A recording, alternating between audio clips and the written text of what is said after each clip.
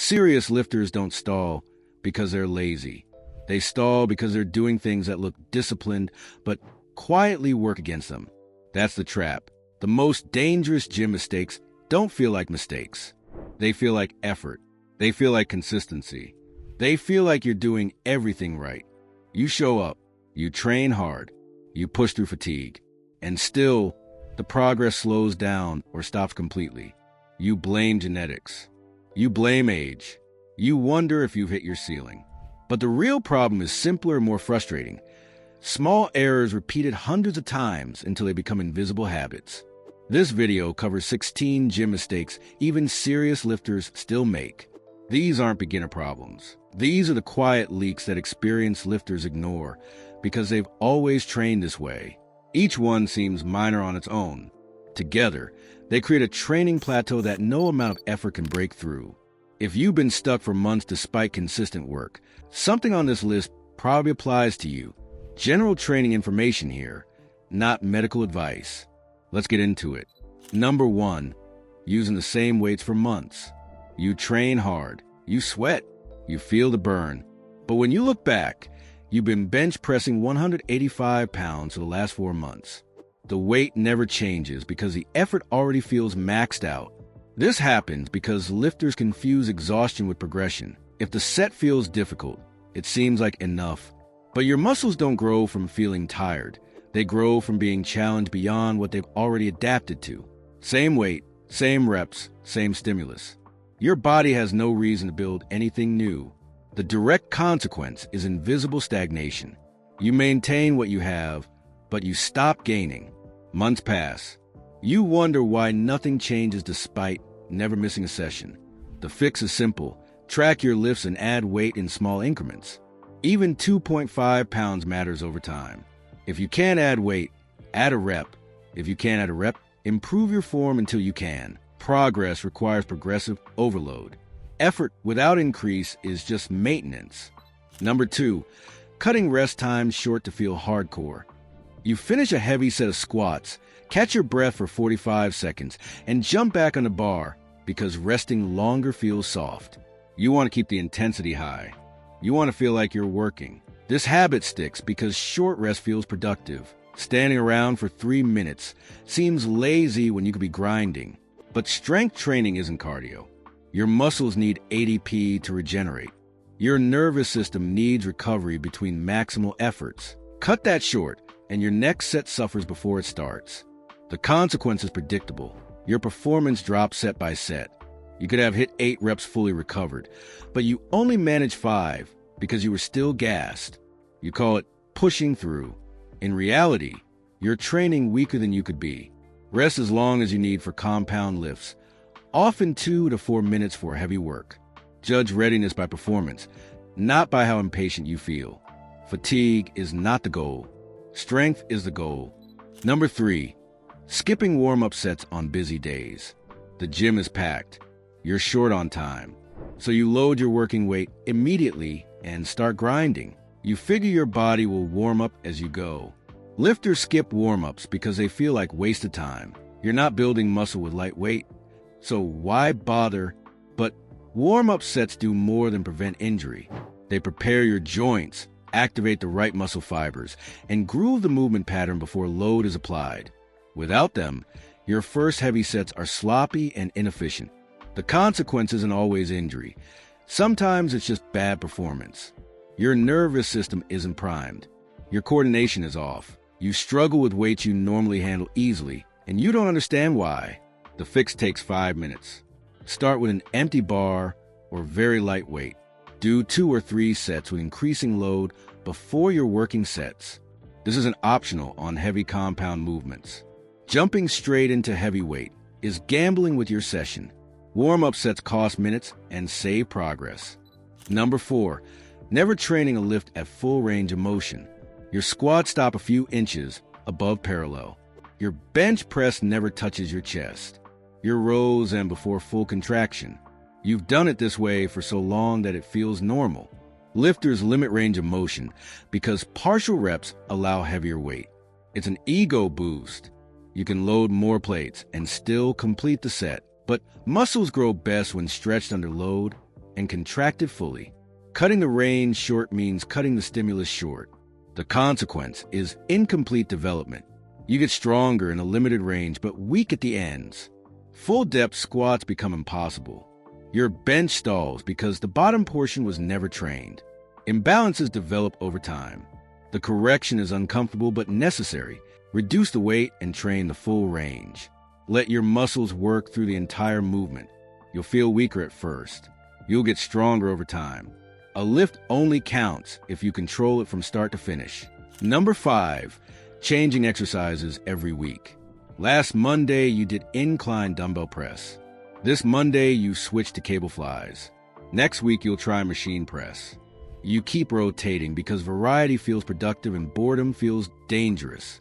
This happens because lifters think novelty equals progress.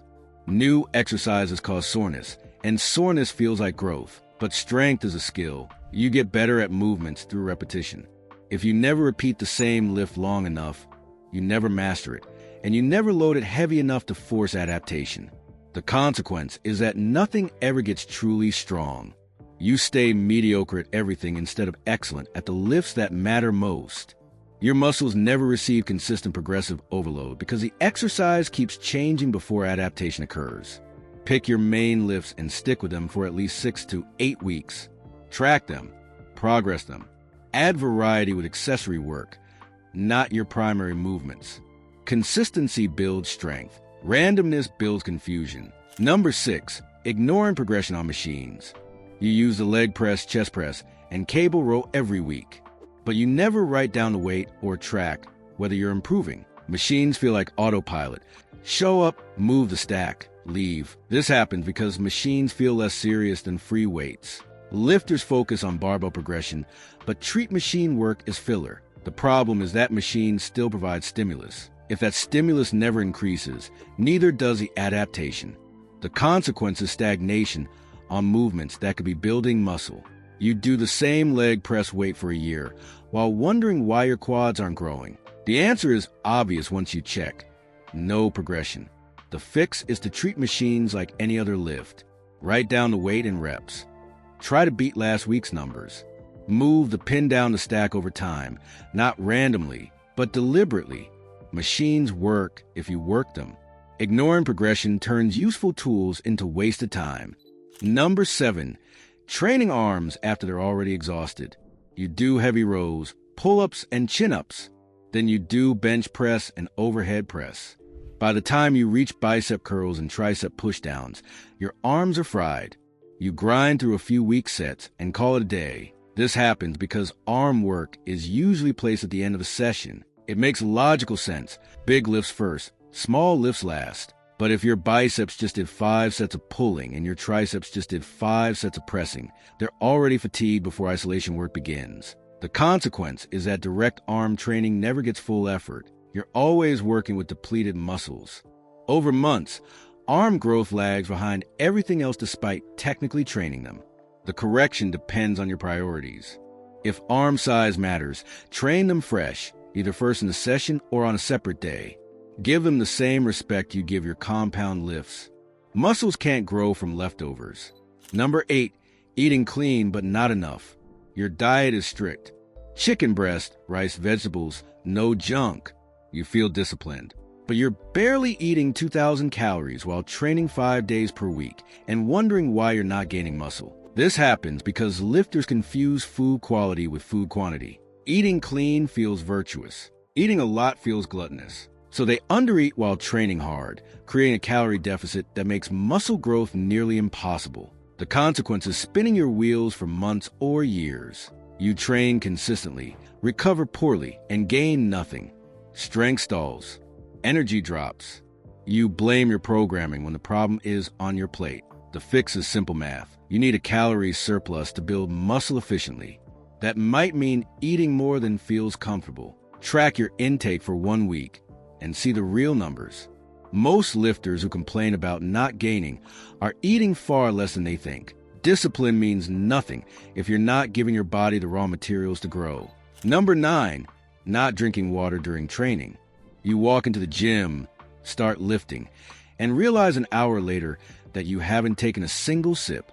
You're not thirsty, so you don't drink. By the end of the session, your performance has quietly declined. This happens because dehydration doesn't announce itself immediately. You don't feel bad until you're already impaired. But even mild dehydration, 1 to 2% of body weight, reduces strength, endurance, and focus. Your muscles are mostly water. They don't perform optimally when they're dry. The consequence is that your later sets suffer, and you don't know why. You blame fatigue or bad sleep when you're simply underhydrated. Over time, this shaves reps off every session. The correction is obvious. Bring water and drink it throughout your workout. Don't wait until you feel thirsty. Sip between sets. Make it a habit rather than an afterthought. Hydration is basic, but basic things ignored become silent limiters. Number 10, training past the point of useful fatigue. You finish your program sets, but you don't feel destroyed yet, so you add more. Another exercise, another few sets. You stay in the gym for 2 hours because leaving early feels like quitting. This happens because effort feels productive. More work should mean more results. But muscle growth comes from stimulating a muscle, recovering, and repeating. After a certain point, additional volume stops helping and starts digging into recovery you'll need for the next session. The consequence is chronic fatigue that accumulates over weeks. Your performance drops. Your joints ache. You feel overtrained but can't understand why. You're working so hard. That's exactly the problem. The fix requires restraint. Do the work that drives progress. Then stop. Stimulus is a dose. More isn't always better. Track your performance. If it's declining despite high effort, you're probably doing too much. Effective training is about enough, not everything. Number 11, letting grip limit back training. You set up for heavy barbell rows or deadlifts. Halfway through the set, your grip fails and you have to drop the bar. Your back could handle more, but your hands couldn't. This is common because grip strength develops slower than larger muscle groups. Your lats and traps outgrow your forearms, and suddenly grip becomes a bottleneck. Lifters either accept this or avoid heavy pulling entirely. The consequence is that your back never receives full stimulus. You stop the set when your hands give out, not when your target muscles are challenged. Over time, your back development lags behind.